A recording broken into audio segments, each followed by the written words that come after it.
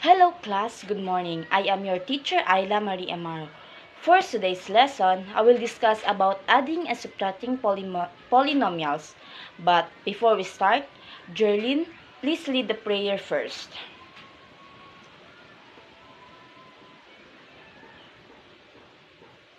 So okay class, pick up the things under your table and under your chair.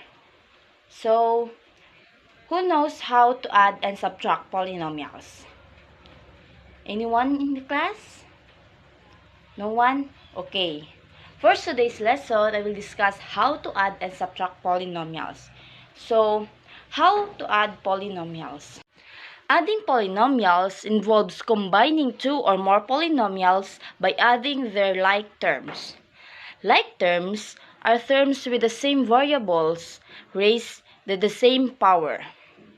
To add polynomials, you add the coefficient of the like terms together while keeping the variable the same.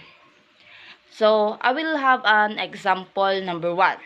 So, 3x squared plus 2x plus 5 plus 4x squared minus 3x plus 1.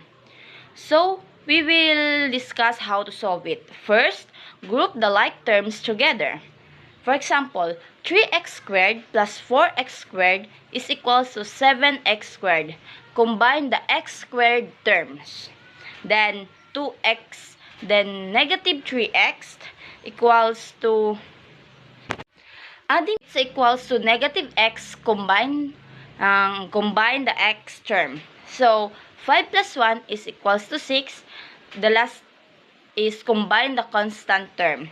And the second, combine the like terms. So, all the answer from 3x squared plus 4x squared is equal to 7x squared.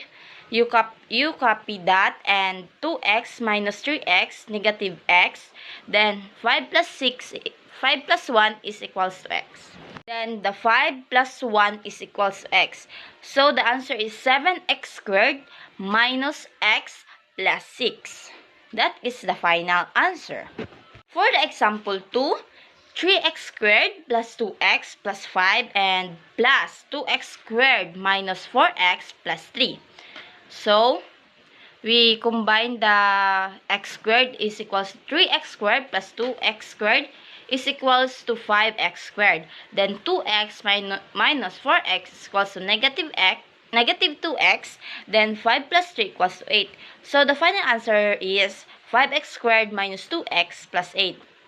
So, you know that adding polynomials is very easy, class. So, okay, class. So, you understand how to add polynomials, class? Okay. Now, we will subtract polynomials. How to subtract polynomials? Subtracting polynomials involves subtracting one polynomial from another by distributing the negative sign and then combining like terms. Like terms are terms with the same variable raised to the same power.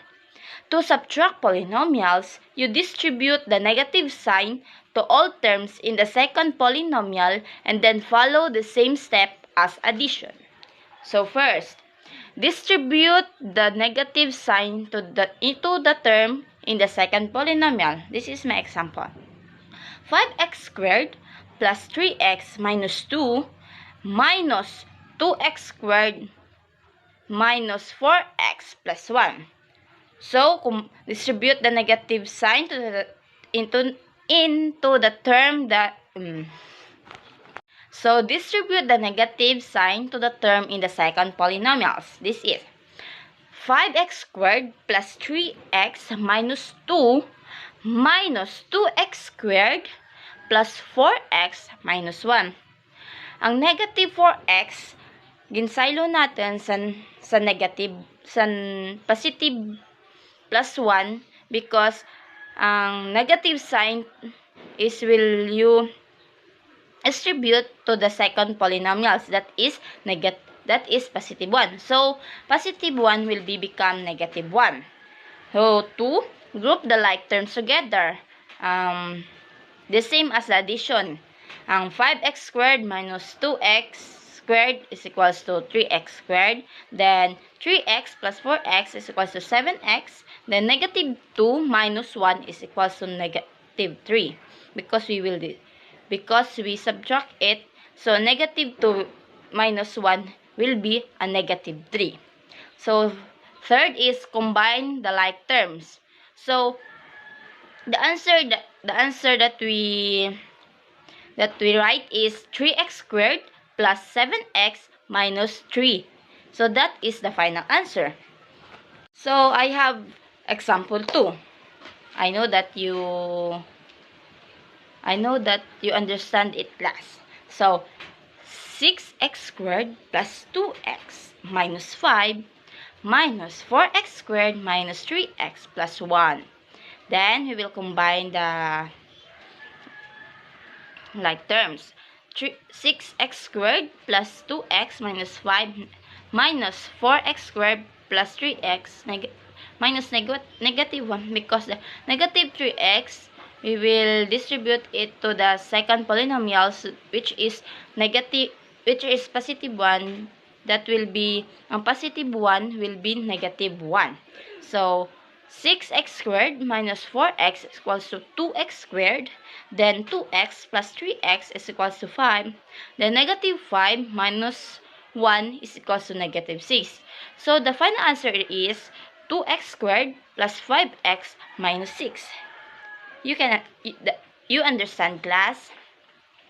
Oh, okay. Everyone, you understand our lesson for today, class? Are you sure you understand it? Okay, class. For your assignment, I will give two adding polynomials and subtracting polynomials. Then you submit it tomorrow. We will check it before we discuss another topic for our lesson. Okay, this is your assignment, class. Copy it and answer it in your house. So, okay, class. Okay, class, you can dismiss. Goodbye, students. See you tomorrow. Thank you.